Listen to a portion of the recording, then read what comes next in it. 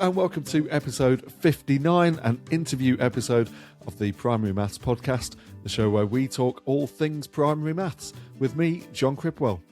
Today, our interview takes on an international theme once again, as I'm joined by a teacher-educator from Abu Dhabi, who's been teaching and working out there for several years now. The focus of the conversation is really all around lesson design and in particular thinking about explicit instruction or direct instruction. We also touch on retrieval practice and independent practice as well. I think it's an interview that should raise lots of questions in our minds as teachers about the way that we present our lessons and the opportunities that we give pupils for mathematical thinking within them. I hope you enjoy it. I think there's plenty to take away from it. Before we get into the conversation, as ever, I'd really appreciate it if you could just spend 10 seconds just to give us a quick like or subscribe on whatever platform you happen to be listening or watching us on. We're available on YouTube, Apple, Spotify, and pretty much anywhere else that you might want to find a podcast. Okay, with that done, without any further ado, let's get into today's conversation. My guest today is Will McLoughlin, and I am delighted to have him on the show. Welcome, Will. Thank you, John. Thank you for having me. Absolute pleasure. Just for the listeners, whereabouts in the world are you joining us from, Will? I'm in sunny Abu Dhabi today, where I've been for 8 years. Wow, okay. Slightly different aspect then out of that window behind you than I've probably got here in Derby, where it's a little bit grey and drizzly. Not sunny at all. So, Will, if you don't mind, could you just spend a couple of minutes just introducing yourself, how you've ended up in Abu Dhabi, and what your interests are, if that's okay? I mean, teaching-wise rather than hobbies. I trained to teach between 2017 and 2018, and I found that quite difficult. I had a pretty tricky time. I'm a PGC. Yeah, I found it a really challenging year, and I nearly dropped out of the course. Back then, I'd graduated from a maths degree, and I decided that I wanted to teach physics because it was probably the second strongest subject at school. And so I decided to train as a secondary science teacher, which quickly became a regret because I just did not have the same confidence in that subject as I did in maths. I struggled in my PGC, and as a result, I took the first opportunity I had to, find alternative routes into teaching. And so I did graduate my PGC, but I also managed to find a job in Abu Dhabi. I moved here in my first year teaching, and I've moved through 3 different schools since I've been here. And it's been a roller coaster.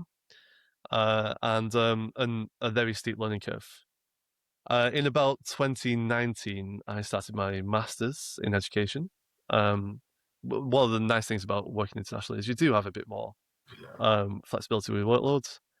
And I graduated that 2 years later. And then about 3 years ago, I started my Education Doctorate. That's been a really rewarding, interesting academic journey. And I'm here to share a bit of the humble wisdom that I've picked up along the way in those 2 journeys. Yeah, we very much appreciate having you along. Just going off on a slight tangent for a moment, I've spoken to a few teachers on the podcast that have taught abroad. Just for those listening, I'm guessing you've been there 8 years. I'm guessing it's a move that you would recommend. What were the benefits for you, Will, of going abroad to teach? The weather's great. It helps, doesn't it? Yeah. Yeah. I work in a wonderful school. I really do. We have about 80 nationalities. The vast majority of those are expats. We have about 30% local students, and it's the international nature of the school, and it is really, really nice. You walk down the corridors and hear so many different languages spoken. And I just find it lovely. I just find it lovely that we're working with. And we have students from many different backgrounds and many different nationalities from all continents. here. It is a very diverse country, and cultural differences are never an issue. It is we get on so well, and we have such an international community at the school. So that to me is a big one.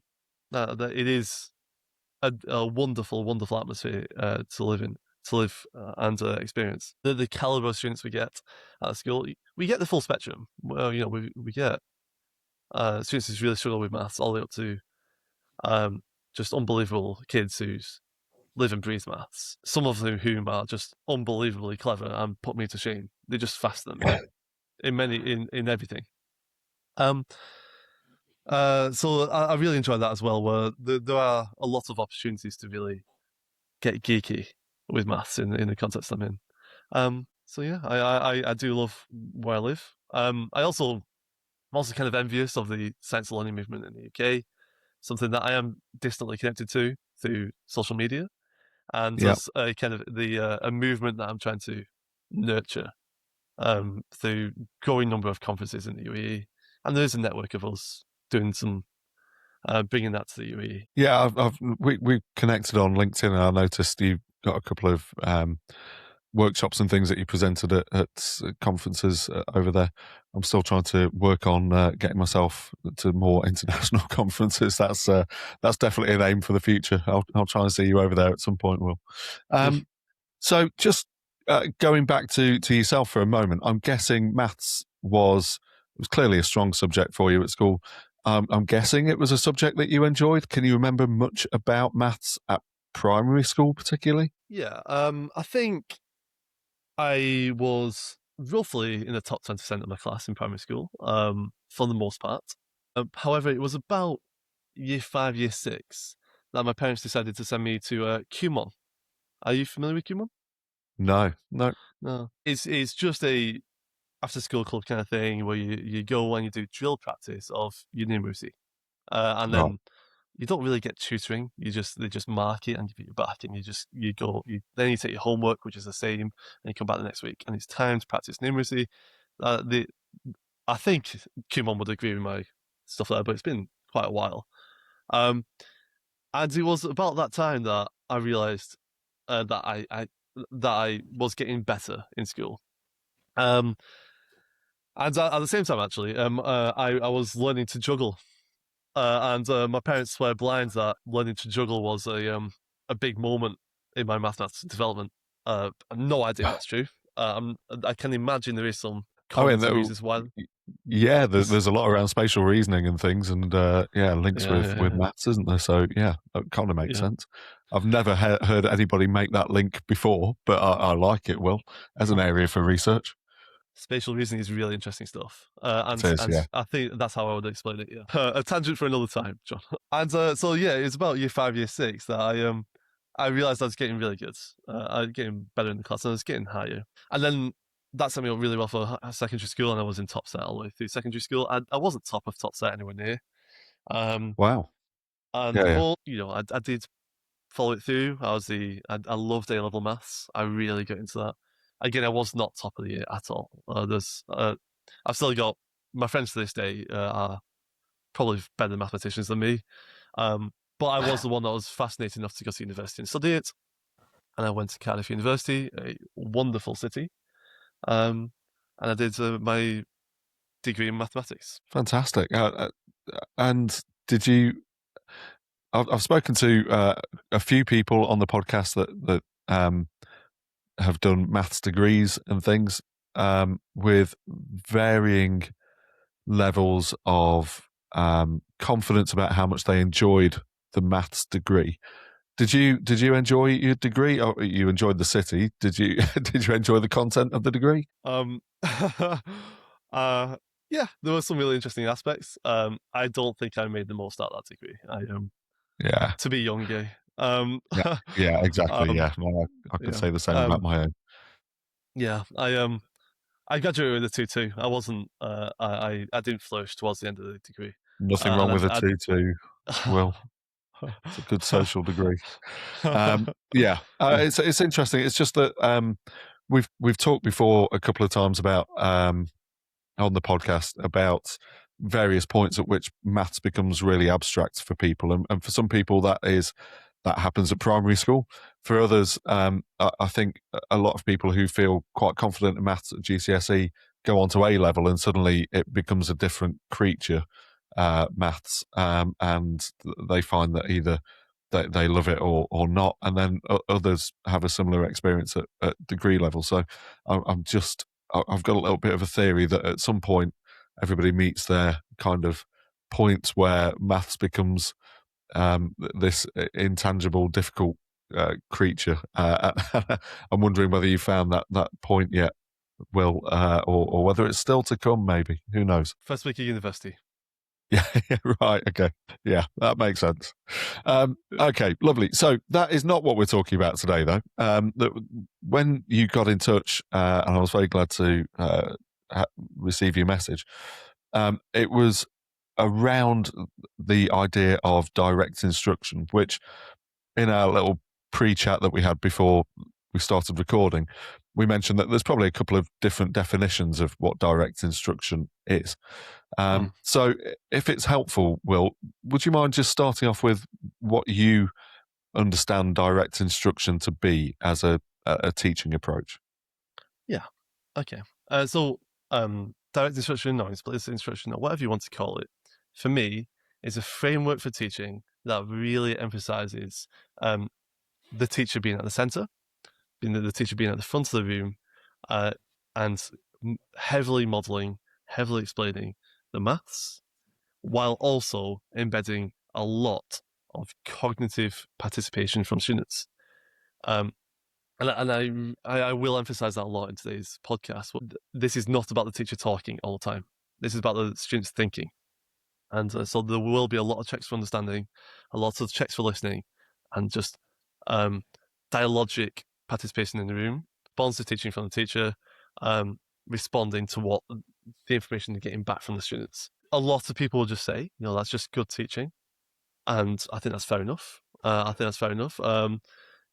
not wrong. It's probably the original type of teaching. This is nothing radically new. But it gives a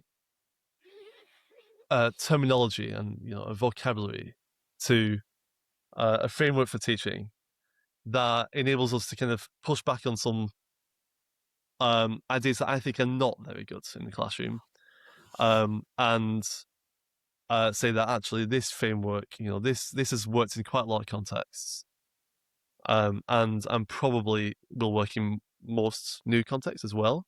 That and it gives a set of constraints and a set of ideas that I think are quite easy to implement for all teachers and are quite likely to work. So I'll just tidy off that point a little bit as well, because I don't want to disparage any other teaching styles, and I might have come across as saying that. I just think it's one that has really well worked for me. It's got a lot of clarity on what you're supposed to do as a teacher, as a practitioner, and I kind of wish that I'd been exposed to this framework a lot earlier in my career, and I would have a more coherent view of what really good teaching looks like, or one type of really good teaching looks like. If someone had just given me Rosenstrand's principles of instruction very early on in my PGC, I feel that would have been really beneficial for me. Okay, so that's a really helpful starting point, I think. As you say, though, some of the things that you've mentioned there, so a dialogic approach, modelling, trying to engage pupils in thinking, all sound like, as you said, good teaching. We could tick these off in a lesson observation. Are pupils talking? Yes. Is there thinking going on? Yes. Has the teacher modelled things? Yes. Learning is taking place, perhaps.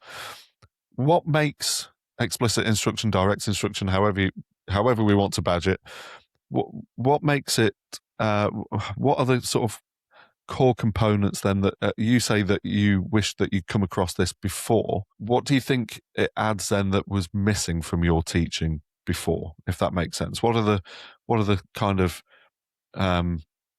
core components of it that that you feel make for a really effective approach to teaching, particularly for maths? Yeah. One thing that really clicked for me quite recently was the idea that it's content focused. It's really deliberately emphasizing the learning objectives of that lesson. And we're not trying to train more general skills. We're not trying to train students how to do group work at this moment in time. We're not trying to train students to be lifelong learners at this moment in time. We're just teaching the learning objective really well. And we're cutting out the fluff. I'm really emphasizing being proud of our curriculum. And the entire focus of the lesson is on that. And if you're gonna make a joke that derails a lesson, don't do it. If you're gonna do a general life lesson that might fit in a bit, don't. Keep it focused, keep it succinct on the learning objective. And to me, I think that didn't click. For me, early in my career, I was trying to teach other things inside of maths lessons because I kind of got this idea that we're trying to build a holistic learner, and that sounded like a really good idea at the time. But now I'm very focused and deliberate in maths lessons that I want to communicate maths, and there is a time and a place for the other stuff, absolutely. But when they focus on maths, keep the focus, absolutely, laser sharp guided on maths. So that is one thing, being content focused, being deliberately attentive to the salient point of a lesson that you're really trying to communicate.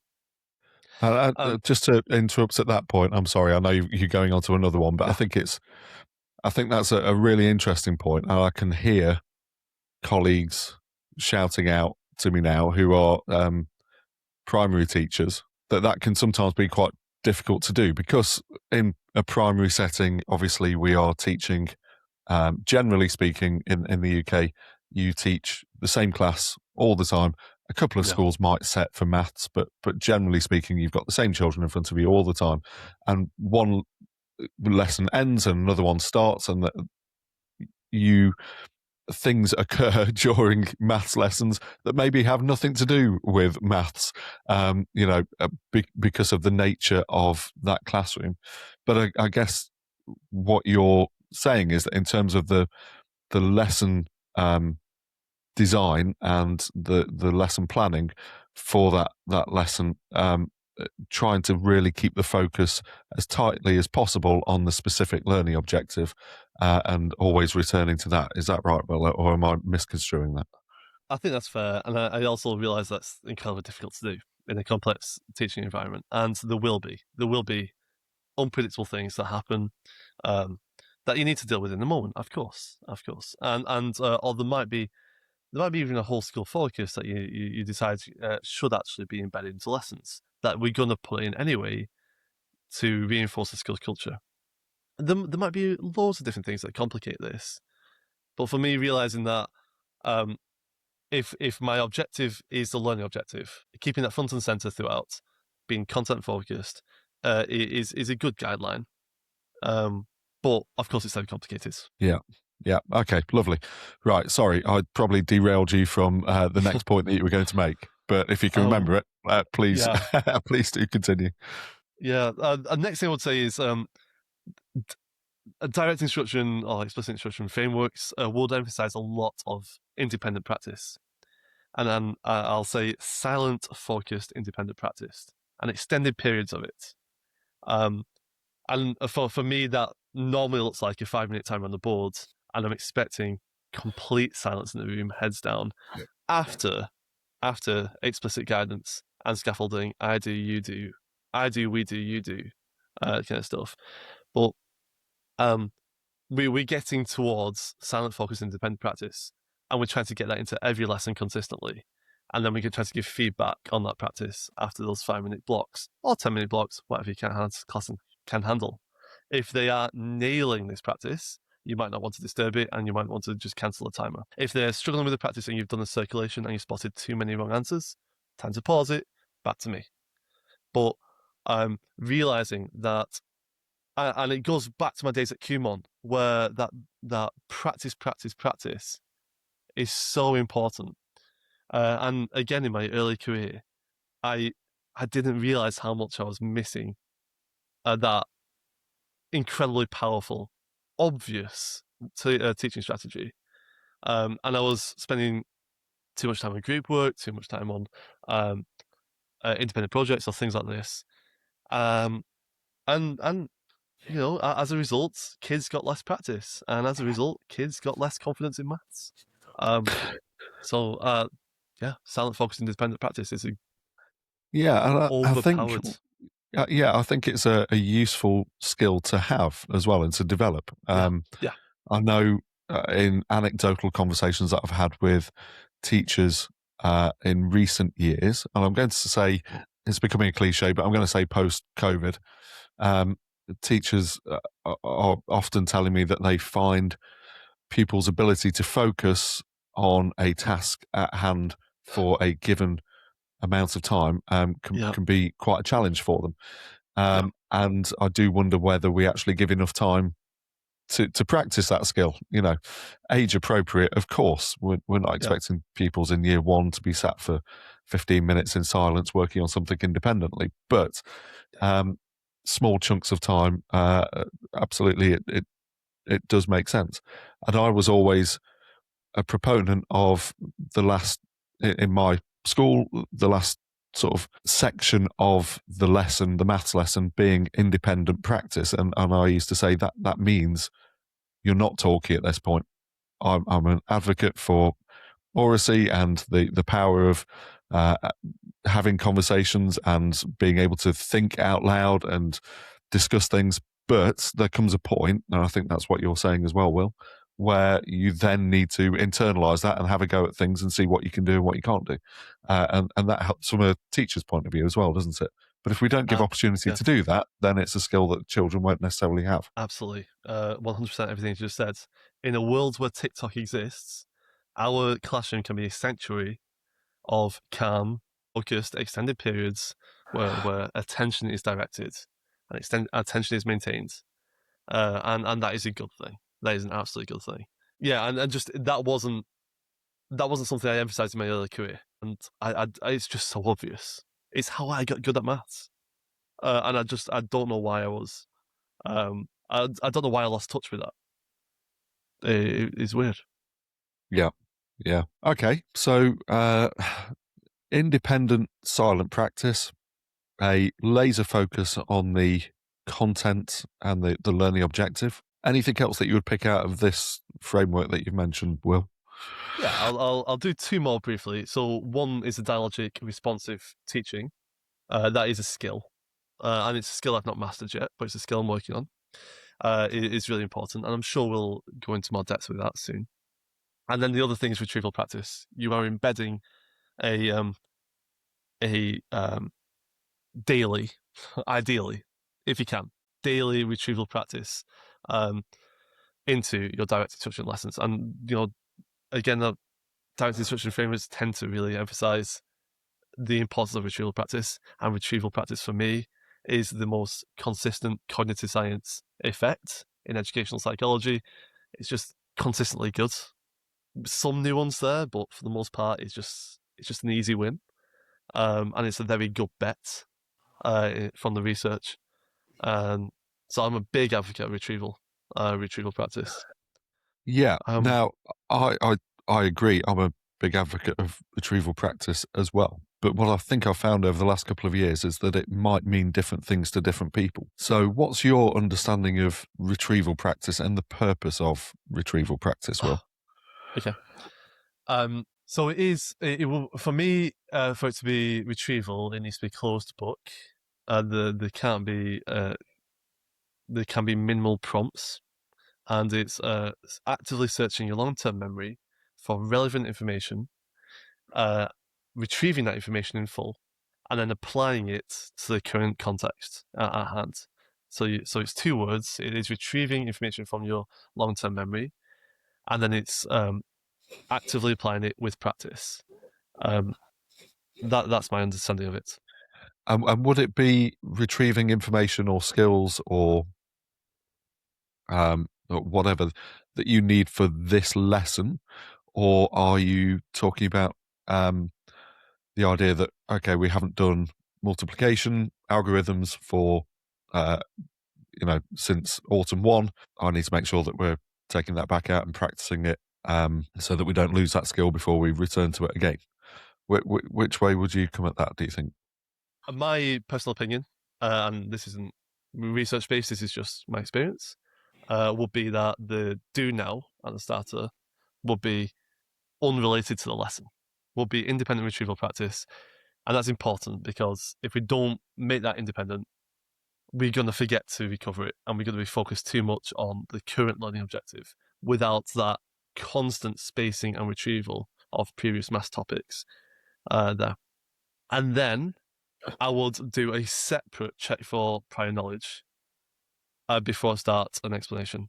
And so there's two separate retrieval opportunities there. One is your do now, which is general, and then your check for prior knowledge, which is relevant to the current learning objectives, would probably follow on from that.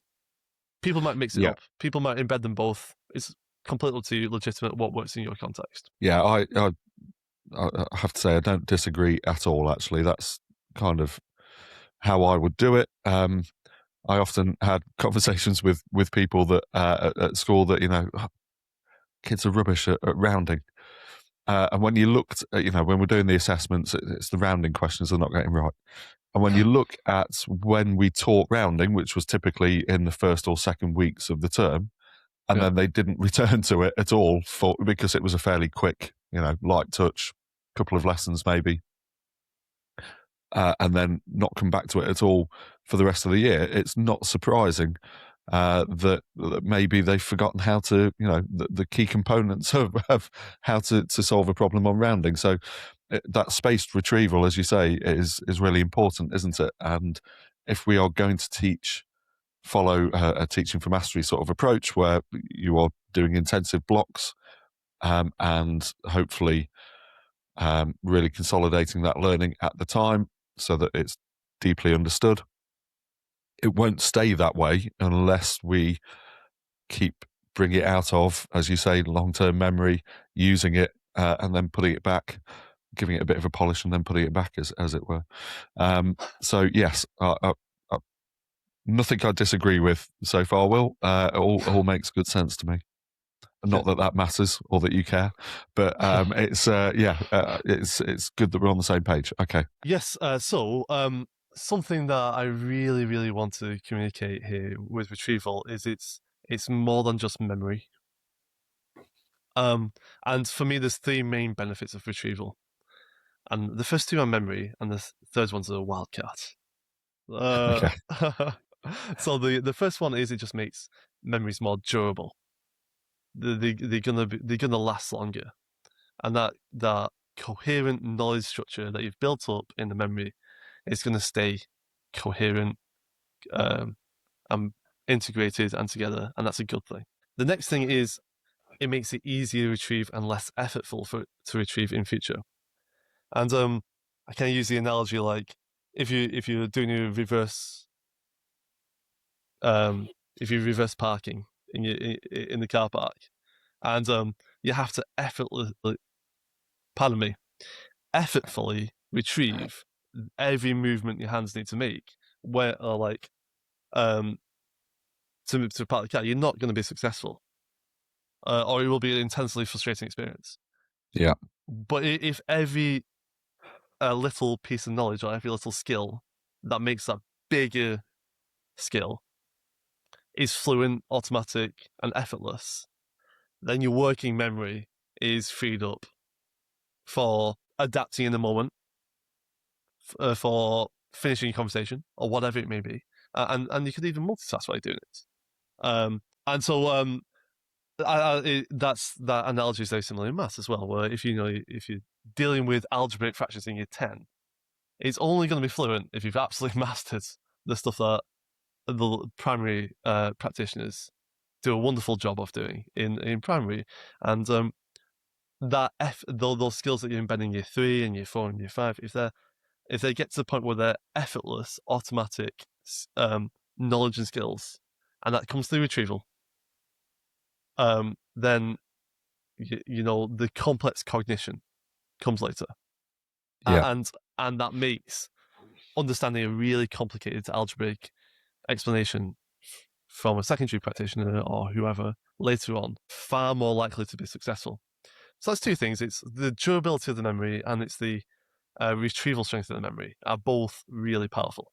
Really, really important. The third thing is conceptual understanding. And I'm here to suggest that I really believe that retrieval practice is essential for deep understanding of a topic. And I point to research that suggests that retrieval does two things. Retrieval practice does two things. It retrieves the memory, and that makes it less effortful to retrieve. And then after you've retrieved it and you've got it in your working memory, you're doing something with that memory in the current context. And that knowledge is being re-encoded in a slightly broader context, in a slightly different problem to when you first learnt it. And that's opportunities for light bulb moments. It's opportunities for deeper insights. It's opportunities just to expand that knowledge structure a bit more in your memory. And that re-encoding of that memory in a slightly new context, making new connections, retrieval is really powerful for. And I think we've got growing evidence that retrieval practice improves understanding and deep understanding. And so, I when I'm talking to colleagues about this, most of them are really sold on retrieval being really good for memory. But let's also just have a discussion about how good it is for conceptual understanding as well. Yeah, no, I agree. And it makes sense as well, doesn't it, given that what we know about conceptual understanding relies heavily on making connections and understanding the structure of the maths underneath any sort of procedures and things like that. Yes. And I am still at the ripe old age of 43, noticing things about concepts and maths and structures and things that I've been looking at for 30 plus years now. And suddenly I'll realize something that, I hadn't noticed before. Sometimes that's something that's been pointed out to me, but I think more powerfully when you revisit something and look at it again, and you notice something about it, that can really help you to understand that topic more deeply. So that makes perfect sense, Will. I think I've often always thought about retrieval practice as that memory side of things. So it's good to think about it in terms of deepening conceptual understanding as well. I like that. Thank you. Okay then. So can we just go back to this notion briefly of I do, we do, you do? Is that okay? You're happy to talk about that a little bit at this point? Because this is possibly one area where I'm not convinced that is always the right approach. I'm not saying that it doesn't have a place, but I'm not always convinced that it's the right approach. So for, again, listeners, I'm sure most people will be familiar with the idea of I do, we do, you do, but would you mind explaining it as you understand it, Will? And then we'll have a chat about it, possibly. Yeah. Okay. So the way I do, we do, you do would work in my classroom would be either a partial worked example or a full worked example, depending on the class. And I show a step or the full thing. And then I ask the class to do it on mini whiteboards and they get feedback. And then we even hold the mini whiteboards up onto the visualizer, compare answers, or even turn on talk if there's something deeper to discuss here. And if that can be, as I say, a complete worked example or a step-by-step thing, depending on the class. And we might repeat that cycle a few times, might show a few more, and then we're moving towards a independent, silent focus practice on the worksheets or in the book of some practice problems. And so it starts with I do the worked example, I show the steps, I model it in full. Then we're moving towards the students do it, you do it, on mini whiteboards ideally, so we can give really easy feedback and spot any issues. And then we move to silent, focused, independent practice at the right time. when we're convinced that this class is ready to be successful with this independent practice. Okay, so this is where I think sometimes a misunderstanding or a different approach to I do, we do, you do might be something that I've witnessed, because what you've just described there sort of makes sense. I would suggest, but I think occasionally what I see in practice is a teacher has slides up on the screen. Will talk through those slides while the children sit and watch. Magical things will happen on the slides where things rearrange themselves and models and representations rearrange themselves on the slide. At which point I'm always concerned. I know you said this earlier, Will, that it is a skill doing this, and I totally agree with you. But I do worry sometimes that where we use PowerPoints and things, that the models and representations just sort of move by themselves or animate by themselves, and without additional clarity, it can be potentially confusing for some pupils as to what those things mean and why they've done that, etc. Then we'll come to a problem or a question or an algorithm, and the teacher will say, okay, you have a go at it, and then we'll see whether we've got the same thing together. And then here's the next bit for you to have a go at. And my sort of problem with that really is if it feels like a bit of a presentation at the start from the teacher. This is what we're learning today. This is how you do it.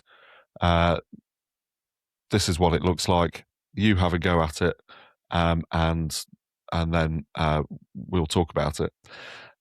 Which I suppose, when you boil it down in those terms, isn't necessarily a terrible approach. But I worry that if you always start by just saying what to do, it becomes procedural. It becomes a bit of potentially a bit of a memorization game. And also, if that doesn't work, and I've already told you what to do, and that hasn't worked, kind of where do you go from there? If I start by telling you what to do, and you don't understand that, then where do we go from that point? So I think the way that you have explained it, I can see how that would work, but I'm concerned that sometimes the notion of I do, we do, you do, it gets boiled down to something that is much more procedural than perhaps the way that you intended it. Yeah. Okay, so there's a few things to say here. And I share the exact same concern as you. And there's a lot of nuance to be said here. The first thing is to say that I believe that procedural and conceptual are 2 points on the same spectrum. And so they aren't necessarily a dichotomy, and they aren't necessarily in conflict with each other. And it is possible for good procedural understanding to lead into conceptual understanding. And I totally agree. Yeah. And I would point to Professor Riddle Johnson's work on conceptual understanding as a really interesting discussion there. So that's one thing, but I also completely agree with you that just teaching procedurally absolutely falls into the trap of no depth of understanding at all. And so you do need those conceptual explanations that explain why each step work to help this work. Now, I will now point to Chris Bolton's work on atomization as a really, really good extension to direct instruction, of where every little step is elucidated and elaborated and explained and discussed, so that you really understand why the intricacies of each step and what's going on there. And it's not just all one big method. It's a method made up of atoms, and those atoms are built up. I'll just talk about a lesson I've done recently with my year sevens, and this is just me trying to do something different. I'm not sure if anyone's tried this probably have, is I probably stole it from somewhere and forgotten where I stole it from. But I was teaching solving equations, and the idea is, in the past I've taught equations as, you've got 3x minus 1 is 8. What's the first thing you do? You do the opposite of minus 1. Don't ask why. You just do it. And you do plus 1 to the other side. And then, you got... I'm pretty sure this is how I was taught how to solve equations. Yeah, it's just these are the steps. Follow them. Yeah. I apologize to my classes early in my career. That is just what. That's just how I was taught. That's what I knew. Yeah. Anyway, so this time we did a little bit where we just we wrote, for example, the equation 12 plus 5 equals 17 on our whiteboards on the top, and there's no x's there. There's nothing weird.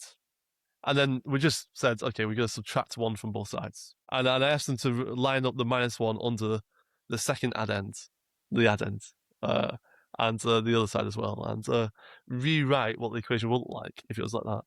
And then we had a little bit of class discussion about how that was still in a balanced equation. It was still an equation that made sense.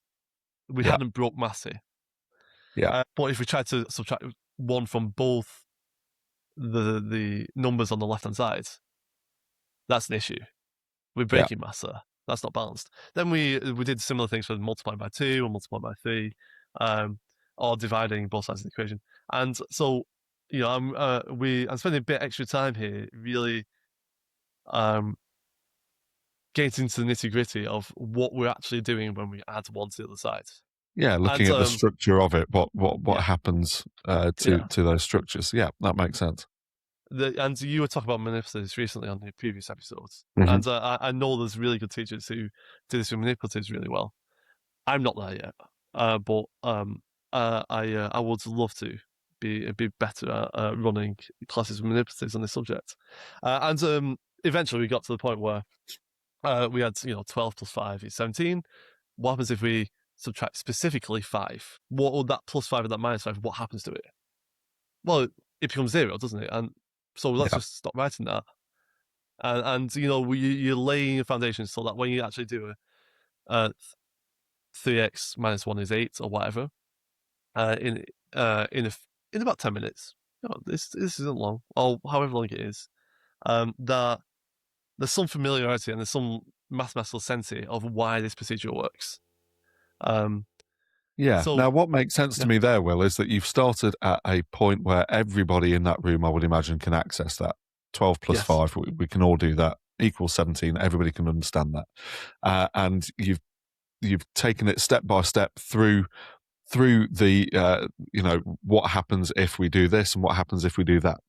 And what I totally ascribe to there is that there is space there to notice and to wonder things. And I think that the bit that probably you're kind of alluding to is that there was a dialogue there, wasn't there, between you and the pupils? You were asking them questions. They were drawing their attention to things. And that was the purpose of it, was to draw their attention to the structure of what happens in a simple equation like that. Yeah. Where I think it falls down is when they're just told, as you said, to start with, this is how you do it. Yeah. And I worry that there's a misconception that it's, when we talk about direct instruction, it's just, this is how you do it. Do this. Yeah. Now you have a go at it. And so I just wanted to be really clear, I suppose, that that's not what you're suggesting here. But what you are suggesting is that we will model it together, or I will model it and show you what's happening. But all the way through that process, there's opportunities to notice things, to question things, the thinking aloud, the sort of the metacognition side of things is important, isn't it? Yeah. Could I ask you, John? Because I'm still getting used to all this, like this direct instruction stuff, and it's not been my practice throughout my career. When you say that making room for noticing and discussion and stuff like that, could you just maybe mention where you've seen that do really well? Maybe you do it in your own classes really well. What that practically looks like. So I suppose where my experience, my teaching, and again, I'm not suggesting that this is the right way of doing things. It's just the way that I sort of ended up. Often we would start with a contextual sort of problem. Let's say that we were looking at comparing fractions. We might have 3 bags with different fractions of a kilogram in each one that's labelled. And my question is, how can I tell which one is, it has got the most mass? And there would be opportunity at that point for pupils to discuss with each other, to say, I think this, or I think that, we could do this, we could do that. And I would see my role there as the teacher as to then, after a couple of minutes, to pull that together. And as you say, then model different ways from the children's ideas, or if they didn't have any ideas, which occasionally happened, to sort of give them those next steps or draw their attention to things with questioning. But there would definitely be a part then where my role was then to model, either through pictorial representations or an algorithm or whatever it might be, the way to, one way that you might come to this problem. And there might be a couple of different models going on there, different examples going on there. And then the next step would be what you are familiar with, I think, which is, we'll have a go at some together, or, I want you to work with your partners on these, and see what you can come up with. And then, as I say, at the end of the lesson, it was probably only, I often taught in year 6, it was probably only 10 minutes where we would do some independent work, which was often in silence. But by that point, I was confident that they were competent enough to be able to access that. And if there was any children I didn't think were able to do that, that would be my opportunity then, maybe to bring them together to work with me a little bit more. As I say, I'm not saying that's, that's a very quick overview of a lesson structure, but that would sort of be my way through it. And I don't think that sounds massively different to what you're proposing there. Yeah. I think the school I work in is an all-through school. We've got FS students all the way up to 18-year-olds. And I've had a lot of opportunities to visit primary classrooms in my school. And primary colleagues do this masterfully. They really do. And I've always said to the secondary colleagues, if you've got free periods, go watch your primary colleagues, because you'll learn a lot from them. What you're saying there is exactly what I'm looking for. It's exactly what secondary colleagues could do better. Yeah, and as I say, I think it aligns, and I'm not saying that I did this perfectly by any means. Well, that's not, and this isn't also me saying that this is the best way to do it. It's just where I sort of ended up after years of trying to find a good structure. And not every lesson would look like that necessarily either. The start of a topic might look differently, or if we were, revisiting something, it might look different. There would also be retrieval practice in there at the start, of course, and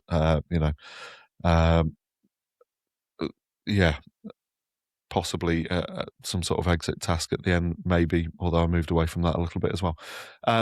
But I would say that the we do bit, I was probably my opportunity as a teacher to circulate the room and see what was working, which pupils needed a bit more help. Ask those questions that, again, would draw attention to things, hopefully, and help them make some connections. It didn't always work like that, of course. We're talking ideal world stuff here, aren't we? But that's kind of what I would aspire to, I suppose. Yeah. And I think that approach does work really well in maths lessons, particularly. I think maths lends itself to that sort of structure. But there are other ways of doing it, of course. I just think this has been a really helpful conversation, Will, to think about what direct instruction really means. It's not just saying, do this, and you'll get the answer. Practice that a little bit and you'll remember how to do it. That conceptual understanding, as you say, is a really important part of the process, isn't it? Even if, as you say, procedural fluency, procedural understanding might also be a big part of that conversation too. Absolutely, I completely agree. We've agreed on a lot today, haven't we? Yeah, we have. More than I thought we were going to at the start, Will, I'll be honest. So that's good. Okay. Lovely. Right, I'm aware we've gone over time, actually, Will, and I appreciate I'm taking up a lot of your morning. I will happily pop into the show notes any links or any particular bits of research you think it might be useful for people to have a look at. If they want to keep up to date with you and the work that you're doing, Will, is it okay to share your LinkedIn on there as well? Yes, absolutely. My LinkedIn, and I'm also on Twitter, although it's been renamed, but I refuse to call it that. And I'm always eager to get with new educators and have critical, deep discussions about the wonderful career that is teaching. Yeah, fantastic. Thank you so much. I'm sure we will talk again, Will. It's been fantastic to have you on the podcast, and I really do appreciate your time. Thank you so much. For the listeners, I hope you took away some great tips and some things to think about from that conversation as well. Becky and I will be back on Friday for another Aftermaths episode where I'm sure we'll touch on a couple of the things that we've talked about here too. But in the meantime, if you wouldn't mind just dropping us a quick like, subscribe, or leaving us even a brief review, we'd always appreciate that. And in the meantime, we hope you have a great week, and we'll see you on Friday. Thanks a lot. Take care.